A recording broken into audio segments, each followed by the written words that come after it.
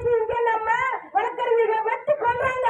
நாம என்ன பண்றோம்? எல்லாரும் கிளம்பி போய் முக ஸ்டாலினை போய் பாருங்க. அவரை போய் பார்த்தா ஐயா சட்டம் ஏற்றுங்க அப்படின்னு சொல்லி நாம அழுத்தம் கொடுத்தா மட்டும்தான் இந்த சட்டம் நிறைவேறும். இந்த சட்டம் நிறைவேறதுக்கு நம்ம வழக்கறிஞர்கள் எல்லாரும் ஒன்றுபடணும். பொதுமக்களுக்காக தான் நாம பாடுபடுறோம் அப்படிங்கிறத நம்ம இந்த ஒரு சரியான தருணத்துல நாம நிரூபிக்க தயாரா இருக்கிறோம். அதனால நாம சென்னை நோக்கி போகணும். பாய்காட் கண்டினியூ ஆகணும். சும்மா இன்னைக்கு இந்த பிரச்சனை எனக்கு வரலாம், நாளைக்கு இந்த பொண்ணுக்கு வரலாம், அந்த பொண்ணுக்கு வரலாம், இந்த பசங்களுக்கு எல்லாம் வரலாம், எல்லாருக்குமே வரும் இந்த பிரச்சனை. இவரை அடிச்சுட்டா உடனே நாம போய் காப்பாற்றிடுமா? இல்ல, அடிச்சுட்டு நாளைக்கு பாத்துக்கலாம் அப்படின்னு இருக்கிறோம். அது கூடாது. உடனடி நடவடிக்கை எடுக்கணும். வாய்ப்புக்கு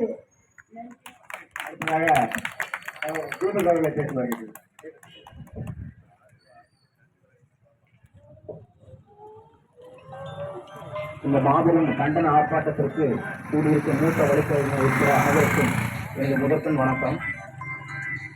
நவம்பர் 7ஆம் தேதி கன்னியாகுமரியில தக்கலையில ஜோதி வழக்கறிஞர் கொல்லப்படுறாரு. அதை தொடர்ந்து ஒரு மாதம் ஆகல ஒசூர்ல இந்த மாதிரி ஒரு சம்பவம்.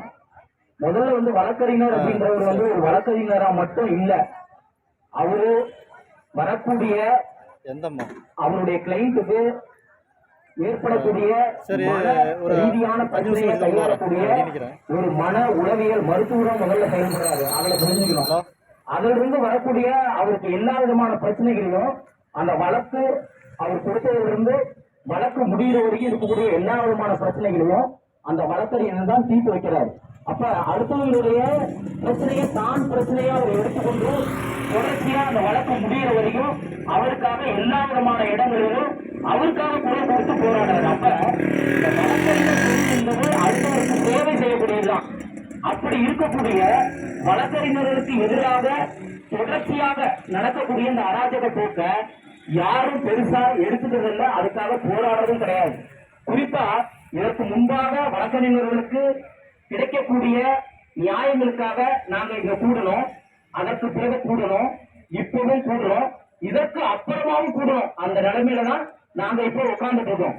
நீங்க மருத்துவர் கொலை செய்யப்படுறாரு, ஆசிரியர் கொலை செய்யப்படுறாரு, நிறைய கொலைகள் நடக்குது. அந்த கொலைகள் யாரு செஞ்சா, எதற்காக செஞ்சா, யார் மேல குற்றம் இருக்கிறது என்பதை நீதிமன்றம் தான் முடிவு செய்யணும். நீ அவர் அப்படி செஞ்சுட்டாரு, அதனால நாங்க நீதிமன்ற வளாகத்திலேயே உங்களை வெட்டி கொண்டுட்டோம் அப்படின்னு சொல்றது முழுக்க முழுக்க ஒரு தவறான போக்கு, ஒரு அராஜகமான போக்கு. இதற்கு ஒரே ஒரு தீர்வு, வழக்கறிஞர்களுக்கான சிறப்பு அம்சம் பொருந்திய பாதுகாப்பு சட்டத்தை உடனடியாக அமல்படுத்த வேண்டும். அதற்கு என்ன செய்ய வேண்டும் என்றால், ஒட்டுமொத்த வழக்கறிஞர் சமுதாயம் மட்டும் கிடையாது, மக்களுக்காக போராடக்கூடிய வழக்கறிஞர்களுக்கு உறுதுணையாக பொதுமக்களும் களத்தில் இறந்து போராட வேண்டும். எப்படி ஜல்லிக்கட்டுக்கு ஒரு மிகப்பெரிய ஒரு எழுச்சியான ஒரு போராட்டம் மாணவர் சமுதாயம், இளைஞர் சமுதாயம், முதியோர்கள் சமுதாயம் எல்லாம் சேர்ந்து போராடினா அந்த ஜல்லிக்கட்டு வெற்றி அடைந்தது. அதுபோல வழக்கறிஞர்கள் என்பவர்கள் ஒரு தனியா கிடையாது.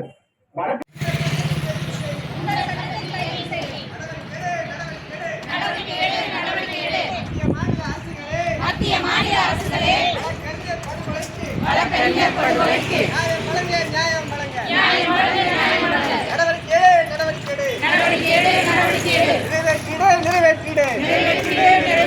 வழக்கறிஞர் பாதுகாப்பு என்ன கடைசி வரைக்கும்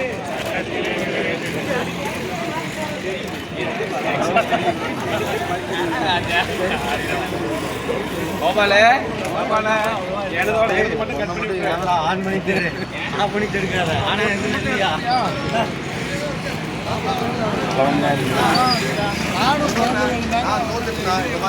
போற அத்தனை பேருக்கும் அரசே தடுத்து நிறுத்து, நிறைவேற்று, உடனடியாக நிறைவேற்று.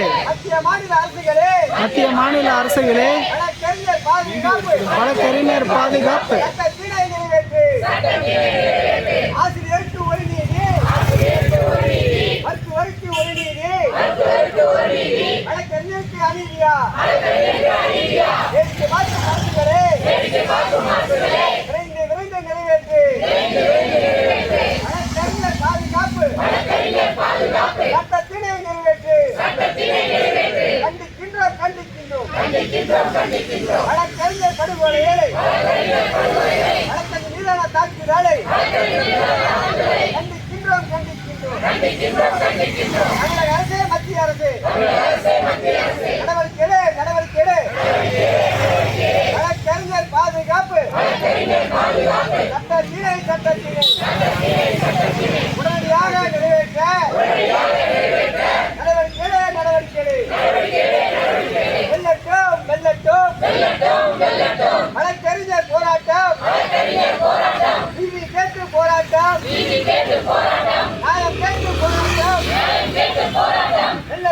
வெல்லட்டும் தமிழக அரசு மத்திய அரசு